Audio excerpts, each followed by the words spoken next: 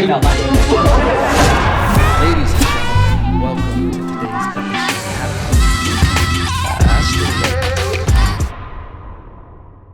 Ladies and gentlemen, welcome. We have a treat for you today. Today I am joined by a hilarious comedian, Mason Smith, originally born in Arkansas, started comedy in Boston. Mason, welcome to the podcast. Thanks, man. That was quite a... Thanks for having me. Do you see the switch of professionalism from when I went to intro mode? I felt like a news reporter right there. Fuck yeah. Yeah, man. We first met at the Creek in the Cave, and you killed that night. Oh, I appreciate it, man. Murdered. Thank you. I really appreciate you filming that. Yeah. It was a hot crowd that night. That was great. That was a great show. That was like, what, 55, 60 people? At least. And they were ready. That was cool. Everyone really did good on that ep. Yeah. That ep. Yeah, it was that show. And those are one of those shows where it just feels good to be a comedian that night. After you feel good and you sleep well. Right. And then let's see, that was a Wednesday. You know, I think what's funny is I think I went and did Lucky Duck after. Yeah. And then that's like, you know, you do a great show, you have fun, and then you go do the open mic with like either to no one or to a crowd that's not paying attention. And then you're just like, why did I do that? Dude. Like I just went and had a fun time, proved to I am funny. That's cool. Now I'm going to go eat shit at a fucking open mic. It's like after you're watching porn, just be like, I'm going to jack off again, right? Yeah, there's no reason to ever do it. It's like having sex and then be like, let me open the laptop. It sucks. Yeah. I don't know why anyone does that. Yeah. And you know, you'd think you'd learn your lesson after the first like 7 times of doing it, but you keep going.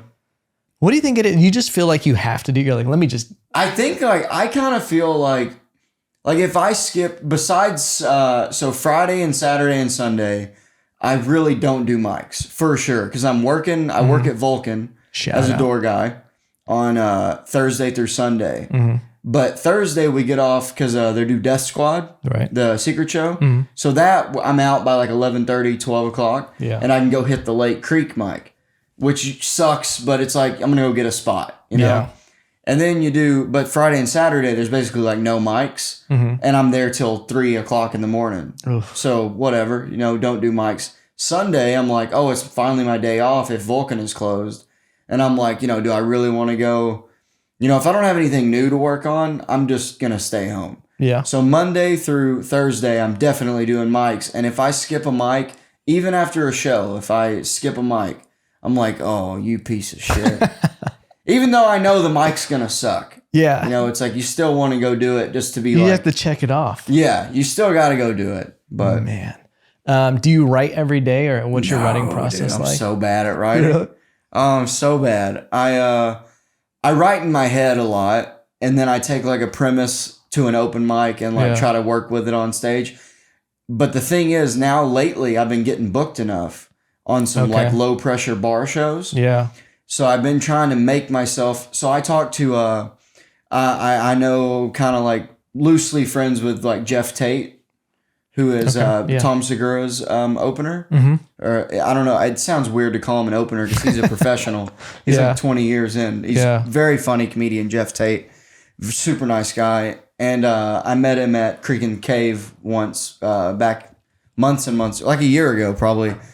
So he's like I like ask him questions and shit. That's awesome. And he told me one night when he was visiting, he said, you know, he's like, how long you been doing comedy? I was like, oh, it'll be 4 years in November. Oh, 4 years this month. And he was Congrats, like, man. Yeah, thank you. I appreciate it. And he said, do you have 20 minutes? Could you do a feature act? And I was like, yeah. And he's like, well, don't go to mics for the sake of doing mics. Like if you've got your act, like if you've got like a 20-minute feature set, you don't really need to go to 4 mics on a Monday if you're not working on anything new. He's like, you know, it's just going to make you feel shitty about your material because you're doing it in front of other comics who are either aren't paying attention or talking. Or have heard your shit. Or have heard your shit. So it's like, at this point, if you have something new, for sure, go to a mic and run it. You know, use the mic for what it's for. Yeah. But don't make yourself feel bad for skipping a mic that was in front of 7 other comics and 0 audience. because you're going to feel like it wasn't funny. Yeah. And I really, once I started doing that, I started getting booked more. I started feeling more confident in my jokes because I started running new bits during shows. And then if that bit bombs, I just shift into what I know is going to work. Yeah. And you can pour yourself out super quick. That's interesting. And that's been like what I've been doing since probably August.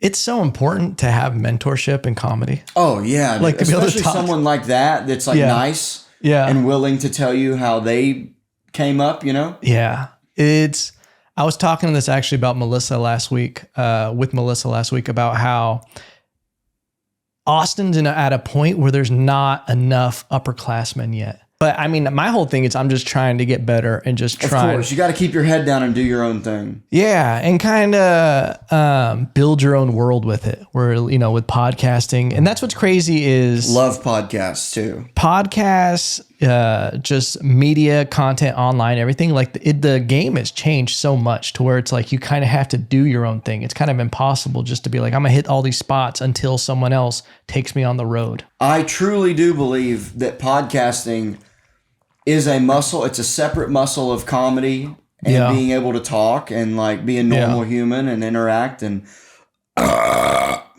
excuse me. Did you hear that? I didn't actually. Oh, cool. I'll try better next time.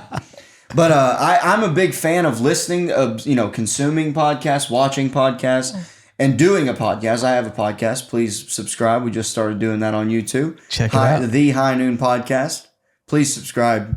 Just started doing it it took me 75 episodes to finally start filming. Really? Yeah, I got them all on the audio platforms. You can check those out, but just started filming. Hell finally. Yeah. Hell yeah. Shout out Absurd Junk with Nick Corey. Hell yeah. I'm doing his production company with it. But yeah, podcasting. It's definitely a muscle that every comedian nowadays, you need to be able to podcast. Yeah. Regardless of if it's a Legion of Skanks or like or a Rogan style, like this is more like interviewee, and I get to kind of nerd out on comedy on this one, obviously, which is cool. But I also love the ones where there's a theme, and then or there's like you come in with stories or like jokes. Like Legion of Skanks is a great example of one where you got to be on. Yeah. And I love those too. It's a whole, the last thing you'd want is to be invited on a cool podcast and then just sit there because you don't really know how to interact. Yeah. So it's a whole another thing that you, as a comic, you got to be able to do podcasts too, And you develop a muscle to be able to riff and react to things. Absolutely, which helps with crowd work. Yeah, exactly. That was the biggest thing when I started a podcast, that I was like, oh shit, I can kind of just talk and be more relaxed on stage. Yeah, and you can trust yourself as a comedian to know, like, I'm going to go on here unprepared and definitely going to say something funny. Yeah. Like, I know without a doubt I'm going to say something funny. And that's what's cool about like crowd work shows too. Yeah. I've done like a few crowd work shows at Vulcan. Mm-hmm. And one of them, I went up 5 minutes before I went on. I found out I was working, and the guy from the owner of Big Laugh, Brandon, asked me if I wanted to do a spot. Literally, like last comic to go on. I was so unprepared, but it was a crowd work show. Yeah. Went up, had a great set, fucking just off the top of my head, just talking, and that came from doing podcasts. That's awesome. That's awesome. So you were born in Arkansas. Yeah. I want to dive into this because you came here and you saw a deer skull and you were like, you hunt. Yeah. And you were going to say you've been hunting a long time? Yeah, I started hunting when I was 4. Wow. 4 or 5. What was the first thing you hunted at? Squirrel. Yeah, I killed it with a 410. My dad bought me a single shot 410 shotgun when I was like 6 years old. And I thought you were going to say a BB gun or something. But no, I got one of those when I was 4. Yeah. But when I was like 6, my dad bought me a 410 shotgun, single shot, breakdown barrel. Yeah. Put the little slug in there, And it took me squirrel hunting. We went to squirrel camp every year. Damn. Started killing squirrels. And then when I was 12, I killed my first deer. I went with my uncle. We put up a buddy stand so 2 people can sit in it. And it was on. My family has about 400 acres in Arkansas that my grandpa's dad moved to in like the early 1900s. Oh, wow. So like we have a cemetery that we donated some property to. Who that are was you? Established in 1880. Yeah. Or like 1890 something. So you donated land for a cemetery. Yeah, and it's to be on my built. family's property. It's where my grandfather's buried, my aunts and uncles. It's where I'll be buried. Really? Yeah. And they Wow. donated it in the 1800s. What part of Arkansas are you It's from? Russellville, Arkansas. Okay. So it's right off I-40. It's about it's like middle, central, northern, right, almost dead center in the middle of Arkansas, but a little northern. It's an hour. It's about 55 minutes to an hour from Little Rock. Okay. And then about 2.5 hours from Fayetteville, which is northwest Arkansas. So big population, small town. About 30,000. I graduated with about 300, 280, Oh, 300. wow. And then we have a college, Arkansas Tech, which would be like a D3, D4 college, like for sports. So it has football and basketball and stuff. Did you grow up on this land? Yeah. Okay, so it was generational. Your grandparents were there, your parents. Yeah, my dad lives there. My uncle lives there. My grandma, my cousins. One house or multiple? No. So it's spread out in this area in my hometown. There's a few different plots, but my dad lives on the biggest one. Oh, hell yeah. And it's like where my uncle still uses it as a hayfield. And then down the road from there, it's still a dirt road. Oh, my hell dad yeah. refuses to let the town pave it. So there's a small stretch where my family's property starts and ends that's only dirt. He refuses to let the city pave it. Everywhere else around it's paved, but he won't let them do it. That's beautiful. Yeah. What is it like growing up on that much land? Is Well, it? so we had ponds. We got like Fishing ponds? like 4 different fishing ponds. Yeah, one's got crappie in it. All of them have bass. One of them's like stocked with catfish. And then almost all the property, there's a few deer stands on each different plot. Like my cousin's big into bow hunting. Right. You got there, and he actually got into recurve bow hunting, which is no sights. Yeah. You know, the old school. Yeah. You know, he makes his own arrows and shit. Damn. He's basically, I grew up with him, my cousin. He's like 8 years older than me. He's like my older brother, basically. He's a professional bass fisherman. Wow. Yeah. And then I killed my first deer when I was 12 years old. I went with my uncle, as I was saying earlier, and I killed 3 in 45 minutes. Holy shit. So it was, the sun just came up, and I'm 12 years old, and I see a buck come out, and it was a 10-point. And I shot him, shit. and he ran off in the woods, and I didn't see where he went. So my uncle's like, all right, we got to wait about an hour. So we're going to sit here. We're going to let him for sure die. Because I saw like the hair fly. He's like, you definitely hit him. But you don't want to scare him and then him run off, and you got to track him. Yeah.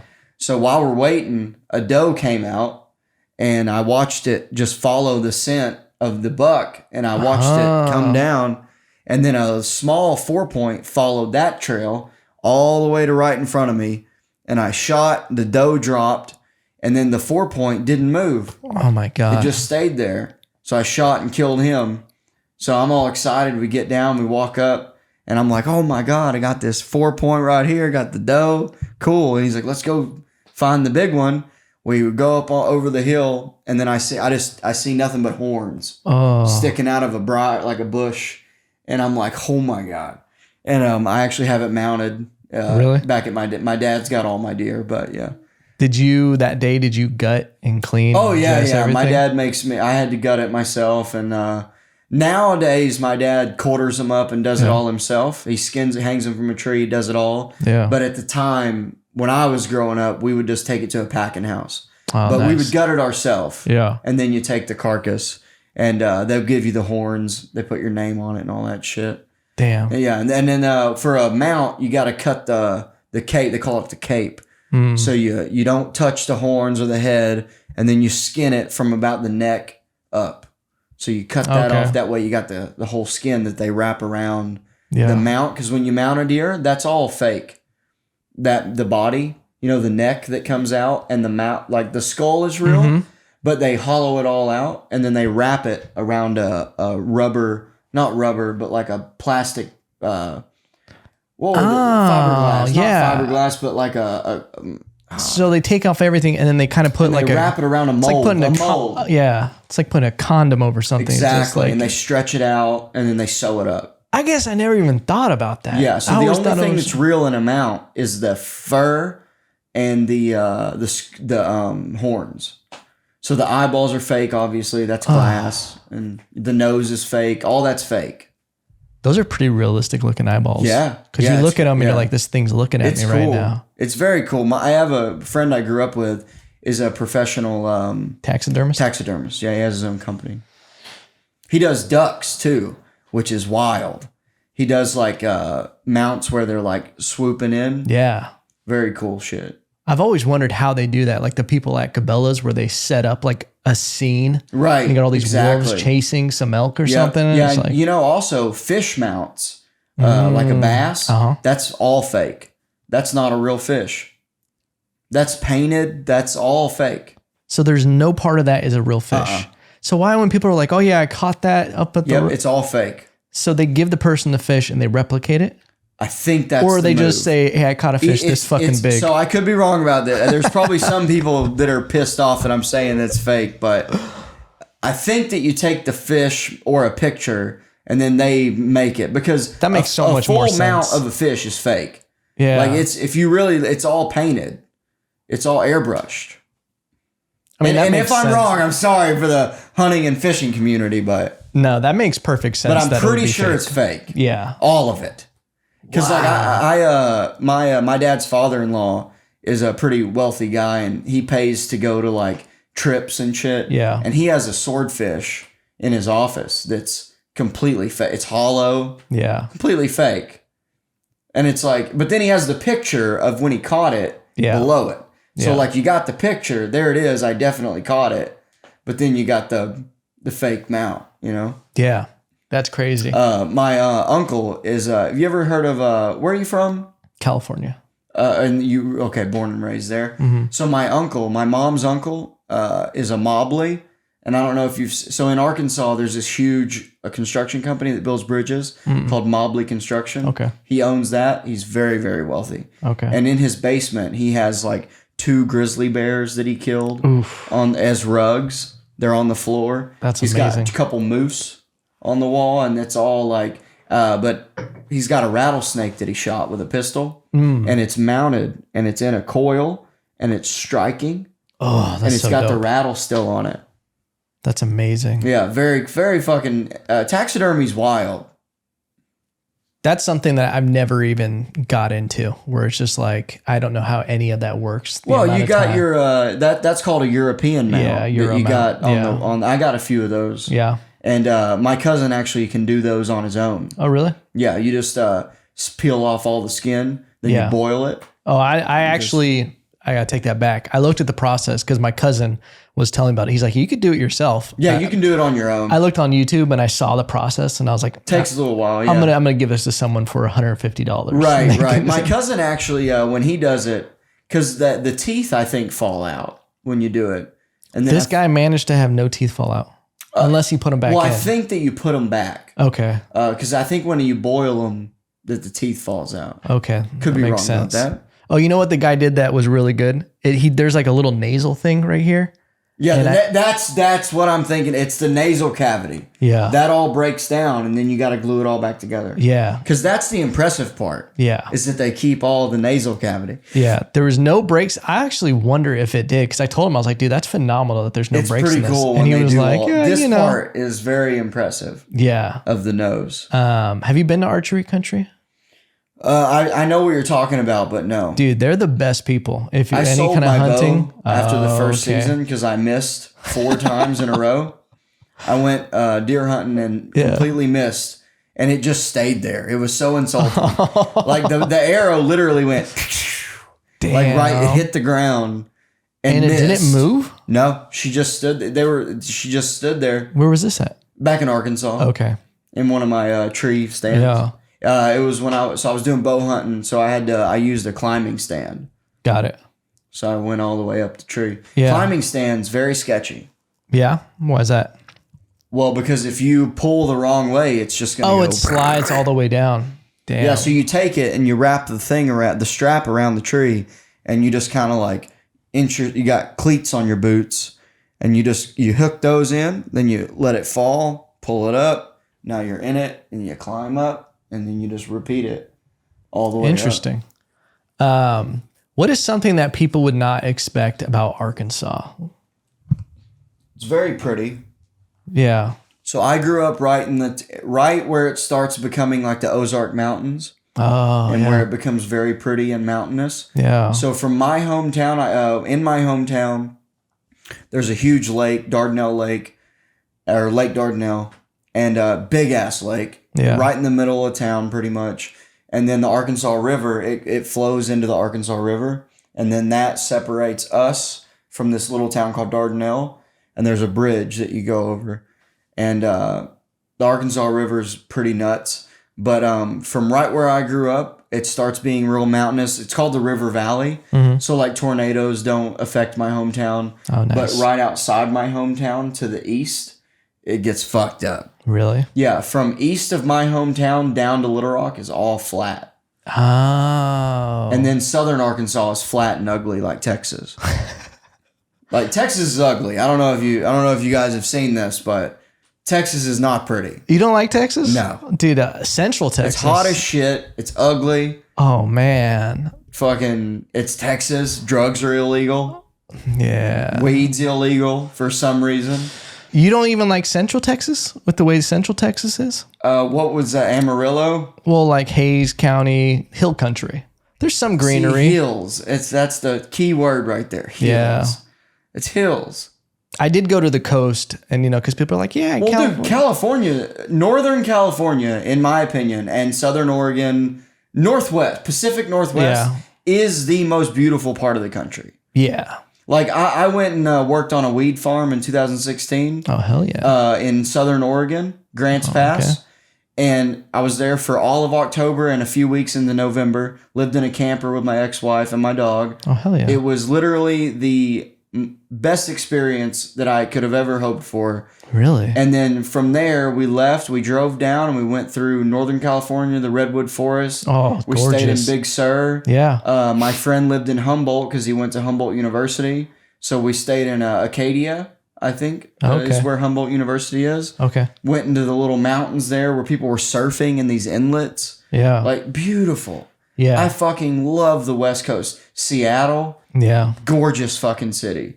I love the West Coast. Yeah. The thing is, I went to college for a year in San Luis Obispo. I lived in Ventura, California. That's where we lived before we moved here. Okay. And it was like right on the coast. We had the, view I love of the water. I love San Diego is one of my favorite cities. Yeah. I stayed in OB. Oh, okay. It's just so expensive. But it's expensive here. Yeah, I mean, maybe not. I mean, you gotta come a beautiful home. Thanks, man. But you're not like in. I'm in the outskirts. This in Austin would be like $1 million house. Yeah, it doesn't make sense what's happening in Austin with some of those houses. I mean, dude, I live in a tiny little house, but I'm about 8 to 10 minutes from downtown, from Cretan Cave. That's beautiful. And we pay $2,000 a month. Okay. Yeah, and it's a tiny 2-bedroom, 1 bath. How's the homeless problem around there? Where I live, there's none. But it's a nice little neighborhood that I live in. Yeah. But as soon as you drive across Airport Boulevard, headed towards downtown, you start seeing a few stragglers. They start making their way. Yeah. That's what's crazy is like I don't know how anybody who isn't just a single bachelor, like I don't know how you live in Austin if you want to be within that close to downtown. Financially? Yeah, and like thriving, like where you're like, I want to have kids here. I want to, do this and that. I wouldn't. I mean, I don't even necessarily ever even want kids, but I definitely wouldn't. I wouldn't even have kids where I lived in Boston. Yeah. In Boston, yeah. Why not? Just, I don't think it's, I wouldn't want to raise, like I grew up in a small town, which also has its faults. Mm-hmm. If I was going to have a family and raise kids, I think I would want to live like outside of Fayetteville, Arkansas. Okay. Just like, because Fayetteville is like a city, but it's not crazy busy. Yeah. And then the outskirts are super beautiful and nice. And it's not necessarily as shitty of a small town as because like in my hometown, either you grow up there and you go to college and get a good job at the nuclear plant or something like that. I grew up next to a nuclear plant. Oh, hell yeah. A bunch of my friends work there. They make 6 figures a year. Oof. Live on the nice part of town, but they're in Russellville, Arkansas. Yeah. Or you become a drug addict and you get fucked up all the time and you have no life really and you're always in and out of jail, or you go to prison, or you move. Yeah. That's kind of, no one that really stays unless you're doing I was a welder for 11 years. Wow. And, if you stay there, that's like your job, Monday through Friday. You're never going to gain more than 3 weeks vacation, and that's not for 10 years. Yeah. You're never going to make more than probably $22 an hour. Yeah. At most. And you work all the time, and that's your life. Yeah. And that was my biggest fear, was getting stuck in my hometown. That's awesome. You had the foresight, though. Oh, yeah. My biggest fear was staying in my hometown. I moved when I was 22. So when you were 22, you're like, I've had enough of this. Well, I met, Nat Rogachevsky, comedian here in town, in Austin. Yeah. So I met him at a music festival that I used to go to every year from 2010 to 2015. I went every year. It was about 40 minutes from my hometown. It was outside of Clarksville, Arkansas. It was a little further than that, where Ralphie May is from. Oh, shit. He's actually buried there. Oh, wow. And then there was this festival on Mulberry Mountain called Wakarusa. And I went every year from 2010 to 2015 when they had the last one. And 2013, I was camping with my 2 best friends at the festival. And Nat and his friends from Boston were in Arkansas for that festival to see this artist called Tipper, who's a really good DJ. He's very talented and unique, super sick music. And they just happened to camp next to us. And I just really hit it off with all of them and Nat. And we became friends, and he invited me to move up, and I moved up there a month later. No way. Yeah, to Boston. And then I stayed there for from 2013 to October of 2015, moved back to Arkansas for 1 year, and then went back to Boston in 2017. So you guys weren't even doing comedy? No, I started first. I started in November of 2018. Okay. And kept telling Nat, you should do it. Because Nat, back in 2012 or 11, did a few open mics. Oh, wow. And then never did any more. So when I started doing it, I immediately fell in love and kept going. And haven't stopped since. And was like, dude, you should come. You should start doing it. So I did it for about a year and a half before the pandemic. And then the pandemic hit, and then he decided to do it. Because I was one of the first shows that started during the pandemic. Started doing shows in my backyard. And then from there, got a little Irish pub in Quincy, Massachusetts, which is the first suburb of Boston, past Southie, past Dorchester down south. And I got away with 9 shows during the pandemic in September and October. And then other comics in Boston started reporting it. Haters, and called the health department on us. Haters. Yeah, got the bar shut down. Oh, yeah, man. Which fuck you all for doing that. Fuck you all, who you are. Man. And, that's terrible. Yeah, because they loved Zoom comedy. Oh. And we weren't protecting the other people. Go fuck yourself. Amen, brother. Mind your fucking business. And so anyways, and then in April of 2021, everything opened back up fully in Boston.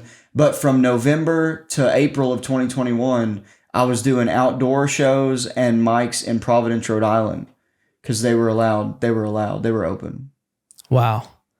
Sorry, I was checking the audio and I got worried for a second. Still going? I have PTSD from last week. Oh, dude, believe me, I know the feeling. Dude, that's the worst. Especially people who liked Zoom. I don't know. I never did it. Some did you? people like Zoom. No, I didn't do one. I did podcasts. Yeah, but I didn't do any shows. I got asked, and I'd be like, there was some points where they're like, "Oh, it's this much." I'm like, "That's decent money for fucking 5 minutes," and then I'd just be like, "I can't do it." Well, if someone would have offered me money, I would have done it. Really? Yeah. I just didn't like the format, and it was just weird to me. Dude, I knew people who were doing open mics I know of a comic in Boston that to this day does an open mic every Monday through Zoom. Interesting. Tight. Where was the first place you went up in Boston? Comedy Studio in Somerville, Mass, which is like a little gentrified area. Somerville used to be a hard-ass area in Boston. It's where Tony V kind of started. You know Tony V? No. He's a Boston legend. He was in Louis C.K.'s movie, 4th of July with Joe List. Okay, was he the older brother? He's the uncle. Right. Yeah. I think it's actually Uncle Tony. Okay. In the I haven't seen the movie yet. I haven't seen it either. Yeah. But it's on Louis C.K.'s website. Yeah. But anyways, a bunch of Boston comedians are in the movie. Okay. You know, Joe List used to live in Everett, and he started with a guy, Dan Bolger, who I actually I know him in he's still in Boston, and they used to live together in this place called the Comedy House in Everett, Mass, which is a little area right outside Boston. Do you remember your first joke that you did on stage? Yeah. Wait, let me think. Yeah, kind of.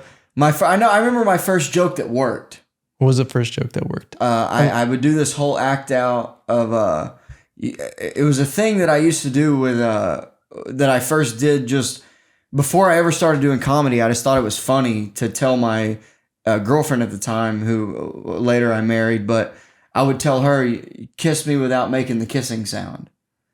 So like you would just touch lips. You would do, if you don't make that sound, there's no sound. Yeah. Because kissing is not, there's no noise. When you kiss, you instinctively go. That's so fucking weird. When you kiss, you instinctively go. You just do that. That's so if you fucking take that weird. away, you're just touching lips. See, watch, I'll kiss my hand. There's no sound. That's impressive. So my first joke that worked, I would say, I'd come out and I'd say, you ever tried kissing without making the kissing sound? People are like, huh? I'm like, yeah, go ahead. Try to kiss your partner. And I would just do that for like a minute. A minute? Yeah. And it worked every time. And then I'm like, I don't know if you know this, but like, there's no sound effect from kissing. And I was like, imagine you're the first two people in the world that ever invented kissing. And you're kissing and you're like, this is weird. You know, you're just like touching your lips together. It's missing something. You just put a little sound. Yeah. And that was my first joke. That's and impressive. It worked. Yeah. It worked. Man, that's awesome. Yeah, no, I went through a big phase for about like 3 months. Like leading up to the pandemic, I went through a phase because I love Nate Bargatze. Yeah. And he's clean and he's deadpan. Mm-hmm. But I never wanted to be clean. Yeah. But I liked his deadpan delivery. Mm-hmm. So I went through a phase where I was doing deadpan and it just sucked. Yeah. Like, I don't know what the fuck. I don't know why. But I would just like say the words with no inflection. And it just like, it was just terrible. And then I realized, oh, I'm a goofy fucker. Yeah, that's not your style. I need to keep doing that. Yeah. You know what's crazy is the time off during the pandemic was really when I got better. Like, and then I started hosting my own show. Mm-hmm. And then when everything opened up, I ran a mic on Monday and a show on Thursdays for like 17 weeks before I moved here. Mm-hmm. And hosting was the biggest step up in my comedy. Yeah. Just even getting the hosting reps. Hosting is a huge, very good muscle to have. Yeah. You gotta be, and it also will get you spots. It'll get you spots. Yeah. Being able to host. Yeah. It's funny. Melissa Diaz was talking about that last week, how there's a lot of shows out here. She's like, I don't get how people don't host. Yeah, She's I like, love hosting. Yeah. You get the most stage time. Yeah. And you can do crowd work. And no one expects anything. You go up there with almost the intention, like you almost go, rather than making these people laugh, let me give them energy, let me get the room right, and let me like lay down the table for the rest of the comics. Exactly. And it's like, you set the mood. You're an important part of that. You might be the most important part of that show. Yeah, because a host can make or break a show. You know who is probably one of the best hosts in Austin, in my opinion? Dean Stanfield. Dude, 100%. Dude, he is a fucking phenomenal host. Yeah. And he's got that show that he's trying to sell, the Welcome to Texas. They got one where they ride bulls. Right. And he brings out comics and he does redneck things with them. Yeah. And his shout out to his editor and director. I don't remember his name, but what a phenomenal job. I mean, it looks like a show you would see on like CMT. Yeah. You know? Yeah. No. I mean, he's a phenomenal host. Yeah. Naturally. Just naturally. Being around he's got Dean, the look. yeah. He's got the quickness. You know, he's likable. Yeah. Which is like the biggest part of comedy is being likable. Yeah. Unless you're like a weird dorky, like, you know, only a joke writer. Yeah. And then you can be a little retarded, you know, or you can be a little weird. Yeah. And get away with it. That's what's interesting about comedy is so many different like facets of comedy of what a comedian can be, because it doesn't have to be like one thing. And I feel like there is, especially when you're starting out, you do go through a phase where you're like, oh, I want to be like this comic. Well, I want to do, am I this kind of comic or am I this? And then you're doing different shit like deadpan, or me, I'll go on one-liners, trying stories. Yeah. And then you doing one-liners. I remember going through that phase where I'm like, let me just I tried too. I tried, dude. And dude, let me tell you, I can't write a one-liner to save my fucking life. Really? Dude, I'm so bad at writing a joke. Like, because I do stories. Yeah. And like, it's, dude, I'm more impressed with people who can write jokes. Like, I'm so impressed with people like Anthony Jeselnik. I was gonna say people on our that we work with and shit. Like Miles Johnson and like and Mikey Biggs and Nat Rogachevsky. Like, these guys are writing bits. They're writing jokes. Yeah. Like I admire the shit out of that. Yeah. And I'm just like, I can't do it. Yeah. I just can't fucking write a joke. Like, I've got a couple, but like I can't do 5 minutes of jokes. It's wild. And then if you want to go professional, Sam Morril, Mark Norman, I mean, Joe List. And Joe List has transferred over almost. Yeah. He's doing, did you watch his most recent special, This Year's Material? Yeah. It was with great. The big sign in the background. He's doing a lot of like stories now. And I mean, fuck, dude. Well, it's crazy. He's a Boston guy. He started at the Comedy Studio. Oh, hell yeah. Where I started. Yeah. But he started at the one, so for 20 years, it was above a Chinese restaurant in right near Chinatown in Boston, near the I think it was near the business district. Yeah. Financial district, they call it. And he started there, and he's got clips that he still posts from the Comedy Studio. I've got sets from the Comedy Studio. That's awesome. Yeah. Yeah. Joe List, I feel like his special definitely, this is where I think comedians who are bit writers and one-liners, it's easier to take a one-liner and turn it into a story rather than take a story and turn it into a one-liner. Yes. And that's like what's beautiful about Joe List's most recent special is he took like one-liners and jokes and he's like, let me just turn this shit into a movie and a story. And it's just painting a picture with words. Because it's like he's telling stories, but there's no fat in any of it. It's so fucking good. It's just like, and then you got someone like, say, Mike Birbiglia or Jim Jeffries who are doing strictly story. Like Nate Bargatze is in my opinion, Nate Bargatze and Ron White are probably the two best storytellers. Yeah. Who strictly are telling you a fucking story. You might listen to Nate Bargatze and before you know it, you've heard 3 minutes without one joke, but he's holding you in the palm of your hand. So I work at Vulcan, like I said earlier, and I sometimes work on the Rogan nights, Joe Rogan and Friends on Tuesday and Wednesday, every Tuesday and Wednesday. And Ron White frequently goes up and does 15 minutes. And I have not seen a better storyteller. I'll watch him go on, and it is the most impressive thing. He will hold a crowd's attention in the palm of his hand for that whole 15 minutes. I heard him working out a story where he literally didn't get one laugh for about 7 minutes because people are so, you know how people don't have an attention span anymore? With him, he captures them so well. and the crowd is just waiting. Where's it going? Where's it going? And then the punch hits. But they were with him for that whole ride. And it's the coolest fucking thing. Versus like someone like Mark Normand or, Sam Morrill or someone who goes up and gets just the boom. Like the old style Boston comics, like Lenny Clark, Don Gavin, Tony V. Yeah. Just the quick fucking boom, boom, Nick DiPaolo, all these Boston guys, That's which are just straight up just beating the shit out of you. Yeah. So cool. Do you study storytelling? Like, do you like movies and everything? I love storytelling. Yeah. I've been obsessed with storytelling and movies and I've been obsessed with movies since I was like 4 years old. What's your favorite movie? I used to put plays on for my family. Yeah, same. And I would play all the characters in the play. That's talent, dog. Yeah, I loved it. I wanted to be an actor before I was a comic. Yeah. Now I don't like acting. Right. But like I've been in some I was in a sketch with Nat. He's doing a thing that's coming out soon called the TV Sketch Show with Fuzzy Killjoy. Okay. And Nick Cox. Yeah. And I think Matt Boyd's involved with it. Oh, hell and yeah. I did one of the sketches in that with Kyle. It was me, Kyle Dowdy, and Nat Rogochevsky. It's coming out soon. But so Nat tells me like that. He's like, dude, you're a great actor. Why are you not fucking doing it? I don't like remembering lines.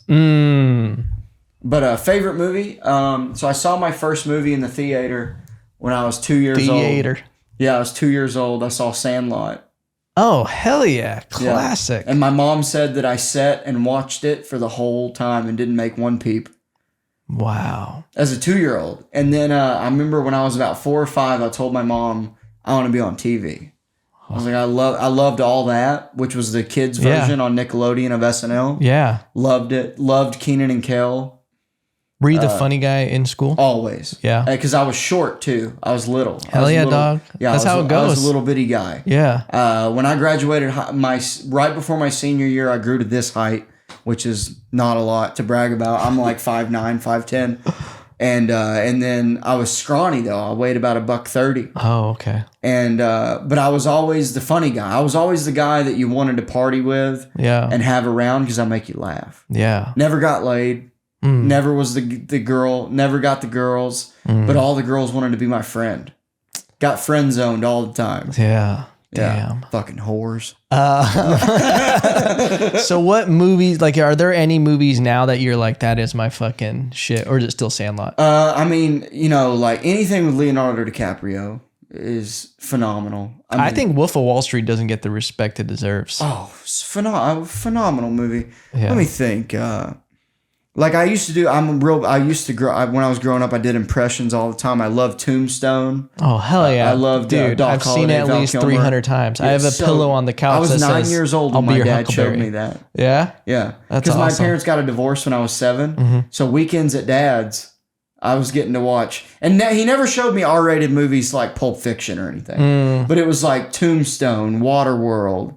Oh, like, great movies. Yeah, you like Waterworld? Dude, I love Waterworld. Dude, Nat makes fun of me because I love Waterworld. Dude, it's a Nothing's great free movie. in Waterworld. I love it. Gills! Dude. I love Waterworld, dude. Yeah. Oh, excuse me. Yeah. Kevin Costner's phenomenal in so many movies. So good. And then Forrest Gump, fucking Dazed and Confused. I mean, I love movies, man. Did you ever see The Postman? Yeah, and then William Lincoln Ford or Ford Lincoln Mercury was, remember his black companion? Oh, right. The young black guy. Yeah. He was Ford Lincoln Mercury. Right, yeah. But yeah, I didn't really like Dances with Wolves. It was just too boring, too long. It was a little long. And then Wyatt Earp. Kevin Costner was Wyatt Earp, which I think was a terrible casting. Because, I mean, Kurt Russell fucking killed it. Hateful Eight. Any Quentin Tarantino movie. Yeah. Once Upon a Time in Hollywood. Phenomenal. Fucking love that movie. Val Kilmer as Doc Holliday is probably the greatest casting I've ever seen in a movie. My favorite Batman, which, calm down, I know it's an unpopular opinion, was Val Kilmer. Really? Batman Forever, because Jim Carrey was the Riddler and Tommy Lee Jones was Two-Face. That was a star-studded cast. I mean, come on, dude. I'm about to rewatch it. Who was Poison Ivy was the George Clooney one. Batman Forever, it did have did they introduce Robin in Batman Forever? Or was that the one with George Clooney? With George Clooney, was the one. He wasn't Robin. It was Batman and Robin. That was the George Clooney one after Batman Forever. Yeah. But and then before that was Danny DeVito was the Penguin. Yeah. Michael Keaton. Yeah. Who was a comic. Oh, right. Yeah. I tried to find footage of him recently and I couldn't find actual Big Lebowski. And he was doing comedy in it? No. Just great movie. Oh, great movie, yeah. Just fucking John Goodman, calmer than you are. Yeah. Such a good movie, dude. Have you ever seen Crazy Heart? That's the horse movie? No. Wait, no. Crazy Heart. What am I thinking? Isn't that the horse movie with Jeff Bridges? No, Jeff Bridges is in it, but yeah, Crazy Heart. That's not the one with Lady Gaga, is it? No, that's some bullshit with Lady Gaga. With Bradley Cooper. Right. No, Crazy Dave Chappelle's in it, I think, in that. So Crazy Heart is with Jeff Bridges. And not the horse movie. No, that's like Crazy Spirit or something. Oh, okay. Remember Flash with J.T. Walsh? J.T. Walsh was in Sling Blade as a kid, which was Billy Bob Thornton's first movie. He wrote and directed it, Sling Blade, and filmed in Arkansas. He's from Hot Springs, which is where Bill Clinton's from. Oh, hell yeah. Yeah, and then we also got Johnny Cash. He's from Hope, Arkansas. Phenomenal artist. Yeah. Another great movie. Yeah, Walk the Line. Yeah, Joaquin Phoenix. Check out Crazy Heart because if you like movies, I love dramas too. Yeah. A good movie I keep watching. So I just did Sober October. Oh hell yeah! You did the whole thing? Yeah, midnight last night. I had my first drink. Oh hell yeah! That's why he said I'm drinking again. Yeah. I was like, is he a recovering alcoholic? And he's like, nah, bro, I'm drinking again. And I'm like, oh man, no, not that. Okay. No. Which would be fun. I'm like, dude, I'm gonna get fucking wrecked. Dude. No, but no. Oh fuck! What was I saying? Movie you've been watching a lot. Yeah. So I was still smoking weed and doing ketamine during Sober October. Yeah. So I was pretty much just no booze. Okay. October. Yeah. But so I've been So I love to do ketamine alone and watch a cool movie. That's like how I like to do it. What a space cowboy. Yeah, I love it. What I like to do is, and this is a bit that I'm not going to do the bit, but it's a thing I do in my act now, talking about doing ketamine. But I like to make a pallet on my hardwood floor, and like I like to lay down and watch a cool movie while I'm all fucked up. And so like I really enjoy doing a fat gagger and watching something cool. Like Interstellar is cool. Oh hell yeah. Thor: Love and Thunder, sick movie. Inception. Fight Club, anything with a cool storyline that's also visually cool is really neat to watch on ketamine. Dude, that Hans Zimmer soundtrack from Interstellar is insane. Yeah, the cornfield one. All the noise, right? Isn't it noise or is it music? The music when the drone is going over the cornfields. Yeah, and he's like driving through the truck or driving the truck. There's like that I couldn't imagine that on ketamine. I've never done ketamine, but I imagine ketamine's fun, man. And you can't die on it. You can't overdose on it. Never? My ex-wife, who we're still friends. We have a good relationship now. Has her own clinic in Boston. And she treats depression with ketamine. She has her own clinic. And they have like 4 rooms. And each room she goes through and gives you intravenously ketamine. And then they do therapy with it. And it helps? Treats depression and PTSD.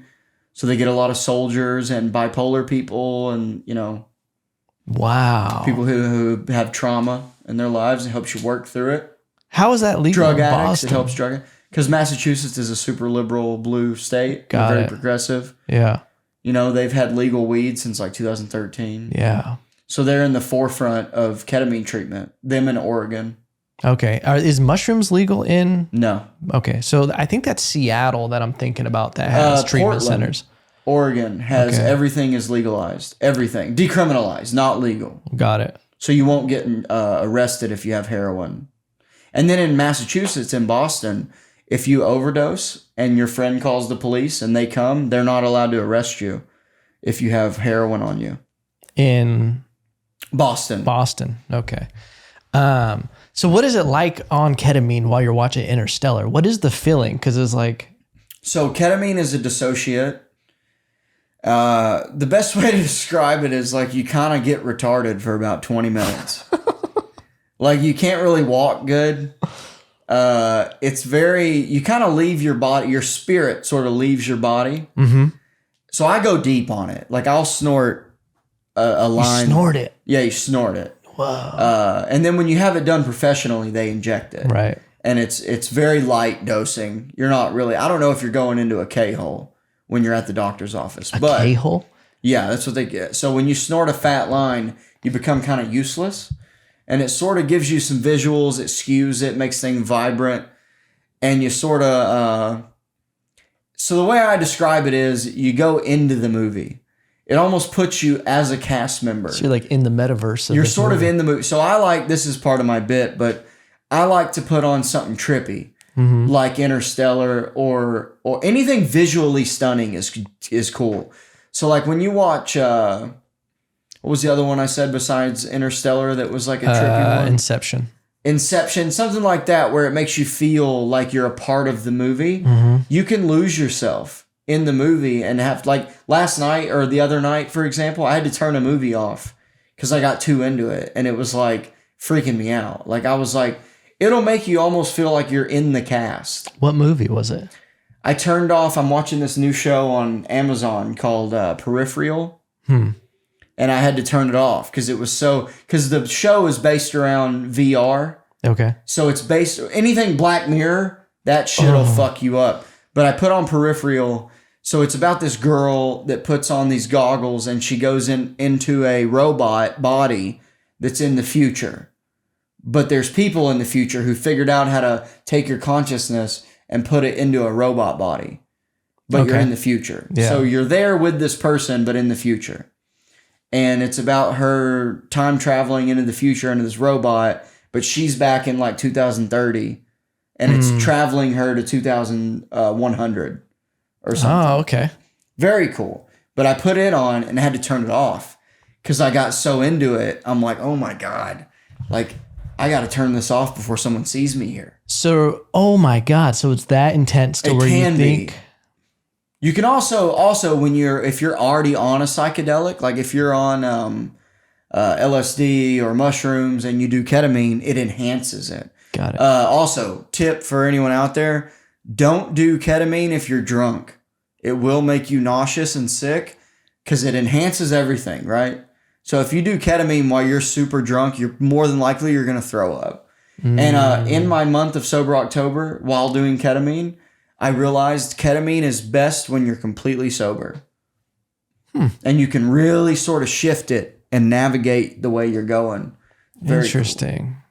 Yeah, I find that just even with like marijuana, like with drinking, it just turns into like a party thing if you're drinking. At least for me, that's what it felt like. I was just meshing this high. Rather than if you're just high and you want to watch something or work on something, you get almost like the perks, the benefits of, a different perspective. And over this month, dude, I smoked so much more weed. Oh, during Sober October. Because it helps me not drink. Yeah. Yeah, like if I smoke a bunch of weed, I don't really care to drink. Yeah. Yeah. Which, I doing Sober October was just a reason for me to dry out and sort of, I also wanted to show myself like you can fucking quit whenever you want. Yeah. Because I genuinely love drinking. I do. I love it. I think it's a great social thing. And like there's nothing better than waking up at 9 a.m. and just drinking.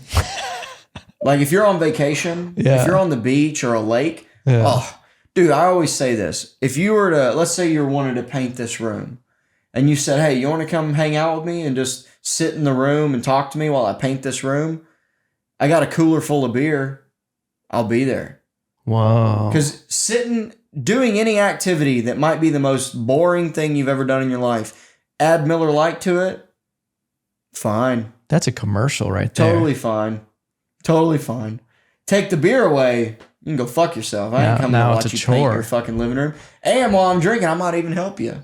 Oh, okay. Yeah. So that's what it is you entice them with the working on a car while you're drinking. It's great. Watching a movie, sports. Come over. I don't even like sports, but if you wanted to bring me to a hockey game, we're going to drink and watch hockey. Fuck yeah. It's awesome. Dude, I think the best scenario for a cold beer, a cold Coors Light, is fishing on a lake. Oh, that's great too. Yeah, or mowing the yard. Mowing the yard, that's a good one. A cold beer. beer. You get done mowing. Do you have a nice yard? I'm assuming you do. It's an all right. It's a little You uneven. mow it yourself? Yeah. I so back in Boston, I mowed my yard. And I planted flowers. Like I did landscaping, all while drinking. Oh, wow. Love it. It's the best. Wow. That's beautiful, man. Yeah, I love drinking. It's so much fun. You've mentioned that you want to move eventually. See, I'm here. I'm in Austin. I'm here. I don't know till when. I don't know. Well, see, I'm only gonna move if. So I'm waiting to see what happens after Rogan's Club opens. Yeah. What do you think's gonna happen with it? I think we're gonna get a brand new wave of comedians. I think we're gonna get a lot of new comics. Mm-hmm. But more than that, which would be a good thing, I think we're gonna get a ton of professional comedians who have already made it, Right. who like the Tim Dillons and the Mark Normans, Shane Gillis. Mm-hmm. I think we're going to get a lot of those guys who either move here or get a place here and perform at Rogan's Club, which is going to bring tourists here. I think that Austin has a potential of becoming the new Manhattan for comedy. Because, right there in Manhattan where the Comedy Cellar is, there's like 7 clubs. Yeah. All right there. Yeah. Broadway Comedy Club. What's the one that Seinfeld? Laugh Stop. Is that what it's called? Yeah. Laugh Stop. Yeah. All those were like Seinfeld started there. Broadway Comedy Club. Yeah. Caroline's. I think Austin's downtown with, so it's going to be Rogan's Club, Vulcan. There's one I can't talk about yet, but there's another one coming. I can't say what it is. Then there's the Creek. All those clubs are right there in downtown. And as a professional veteran who moves tickets that might move here or stay here for a few months is going to use this as an opportunity to hit all these clubs the way they do in New York, Yeah. And I think that is going to be a game changer as far as other clubs being able to do comedy 7 days a week because of the influx of tourists who are going to hear about Rogan talking about it on his podcast. Yeah. Of, dude, the club's open. Everyone's going to want to come. Yeah. Everyone's going to want, it's going to be exclusive. He has 2 rooms, and this is public knowledge. This isn't anything, but one room is like $190 and one room is like $80. So there's going to be 2 beautiful. rooms. And I think that with the influx of professional comics moving here, it's going to bring tourists. Yeah. And it's going to allow clubs, and Cap City is now up north. Beautiful club. Yeah. I think it's all going to bring tourists, which is going to make the comedy scene boom more, which is in turn going to bring in comics that are on our level that haven't made it. So I'm glad that people like us got in here a year ago. Yeah. Before it became flooded with new open micers. I think it's going to be a game changer. And if it doesn't, if I'm going to give it this next 2023 full fucking year to see what happens. And if I see that there's no way of gaining anything by being an open micer in this town, I'm going to go to New York. Yeah. But if I see that people are getting opportunities and being seen by veterans who are giving people road work or hosting work or feature work because they've seen you around town, if I see that happening, then I'm going to stay here. Because why wouldn't you? Yeah. And I have a ton of friends in New York that I started with in Boston who now live in New York. Yeah. Like I know probably 10 or 12 comedians who either recently moved or moved during the pandemic to New York. Interesting. Ranging from my 4 years in comedy, ranging from people I started with to people who I know that are 10, 12 years in. Yeah. So I just want to see what happens, I'm on the same boat. I think, not the boat of leaving. I'm invested. Well, see, I hate the South. Like it's hot here. Yeah. It's so hot. It's so goddamn hot. Weed's illegal. Drugs are frowned upon still. Dude, weed's got maybe one more year here. I hope so, dude. I hope enough people move here from California that switch it up. Yeah. I hope Texas becomes blue. That'd be fucking cool as shit. Oh my God, this podcast is over, ladies. Yeah. I only hope that for drug reasons. Like I have a gun. I bought my first gun a few months ago. Oh really? Well, first gun. Okay. I bought a 9mm. Yeah. Because my ex would never let me have one at the house. So Dang. now I got one. Yeah. But I grew up, like I said, hunting and shit. So I've always had guns. But I love the Northeast. I'm obsessed with everything about it. Yeah. Love the weather. I love that you get 4 actual seasons. Yeah. Love snow. Love the cold. Love it. Love Hey the man, Northeast. Texas freezes. You know? Like for 5 minutes. It's like 5 minutes and then it's fucking done. Yeah. All right, man. We got to head out in a bit. Mason Smith, thank you for doing this podcast. Fuck yeah, dude. This is really fun. I feel like I talked a lot. No, that's what the point is, man. I'm trying to get to know you. I'm trying to vet you. You know. Well, I'd love to have you on my podcast. Hey, and mine's a little bit more. My ADD comes out a lot. Yeah. Where can people find you on social media? You can go to my Instagram, Mason Smith Comedian, and please follow my podcast Instagram, high_noon_pod. And also, I just started the YouTube channel for High Noon. You got to put on the search. You do the High Noon podcast. And then if it doesn't come up, put my name. Because there's 2 other podcasts that I didn't know about that are called High Noon. Oh, man. But they don't exist anymore. Okay. So they're old. And one of them's like a video game podcast. And one of them's some lady doing when murders happen. True crime. True crime podcast. Anyways, follow my podcast. Subscribe, please. The High Noon Podcast. I'd appreciate it. And it's available audio on all platforms. You gave them so many steps to follow. If you go left, don't go left. Go right. Yeah. You find it. If you search for this, you find a true crime. You've gone too far. Yeah. Oh, also, I'll be at Alamo Draft House on November 11th. November 11th, Alamo Draft House. I don't know if this will be out by then, but Ladies and gentlemen, we love you. do it without making the kissing sound.